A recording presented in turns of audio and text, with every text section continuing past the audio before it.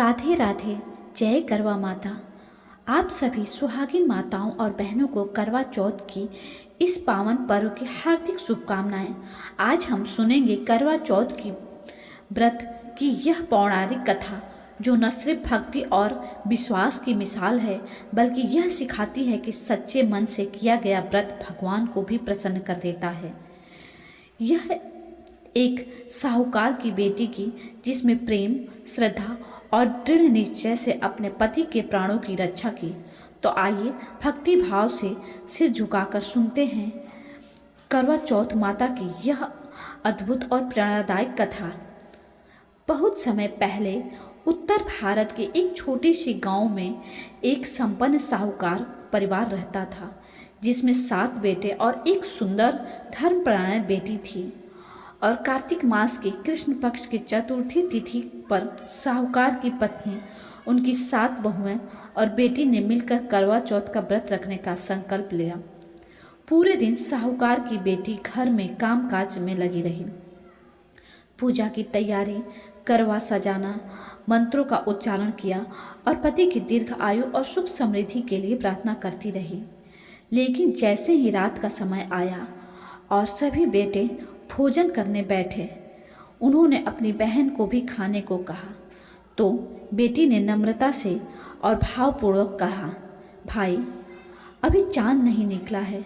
जब चांद की किरण मेरे हाथ में आएगी, तभी मैं अर्घ देकर भोजन ग्रहण करूंगी। उनकी दृढ़ भक्ति और आत्मसंयम देखकर बेटे व्याकुल हो गए। उन्होंने अपनी बहन के भूख से व्याकुल चेहरा देखकर बहुत दुख हुआ और उन्होंने योजना बनाई कि वह बहन को धोखे से खुश कर देंगे।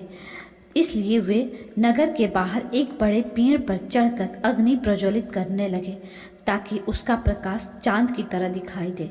घर लौटकर उन्होंने बहन से कहा, देखो बहन, चांद निकल आया, अब अर्घ देकर भोजन करो।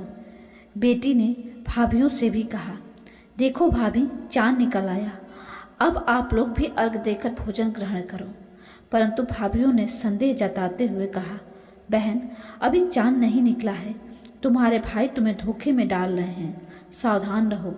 साहूकार की बेटी ने भाभियों की बात को अनसुनी करते हुए अपने हृदय की सच्ची भक्ति और श्रद्धा पर विश्वास किया और चांद को अर्घ देकर भोजन ग्रहण कर लिया। इसी कारण विघ्नहर्ता भगवान गणेश जी अप्रसन्न हो गए और तुरंत ही बेटी के पति अचानक बीमार पड़ गए, जिससे पूरे घर में सुख शांति भंग हो गया। घर की संपत्ति धीरे धीरे इलाज और परेशानी में खर्च होने लगी और बेटी को अपने कर्मों का गहरा एहसास हुआ। उसने अपने मन से भगवान गणेश की प्रार्थना की, हे गणेश जी, मेरी भक्ति को स्वीकार करें और मेरे किए हुए पापों को क्षमा करें। साथ ही उसने माता पिता, भाइयों और भाभियों से भी क्षमा मांगी और पूर्ण श्रद्धा और विधि पूर्वक करवा चौथ का व्रत पुनः रखा।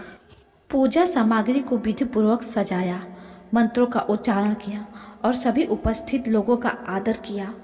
उसकी सच्ची भक्ति और धैर्य और समर्पण देखकर भगवान गणेश जी प्रसन्न हुए। उसके पति को स्वस्थ और दीर्घायु प्रदान की। घर में फिर से खुशहाली और संपन्नता लौट आई। पूरे परिवार में प्रेम, सहयोग और सम्मान का वातावरण बन गया और साहूकार की बेटी ने सीख ली कि करवा चौथ का व्रत केवल उपवास नहीं, बल्कि श्रद्धा, भक्ति और संयम और परिवार के प्रति प्रेम का प्रतीक है। और सच्ची भक्ति और विश्वास से हर विपत्ति की समाधान संभव है। इसलिए उस दिन से साहूकार की बेटी अपने परिवार के साथ प्रेम, भक्ति और समर्पण से जीवन बिताने लगी। घर में सुख, वैभव और स्वच्छता बना रहा और पूरे गांव में उसकी भक्ति की मिसाल दी जाने लगी। तो बहनों, देखा आपने कैसे एक साहूकार की बेटी ने अपने पति के प्राणों की रक्षा के लिए बिना अन्न जल ग्रहण किए प्राणों की रक्षा के लिए व्रत रखा। तो मिलते हैं अगली कथा के साथ, तब तक के लिए नमस्कार। और हाँ बहनों, प्लीज़ हमारे चैनल को ज़रूर सब्सक्राइब करें।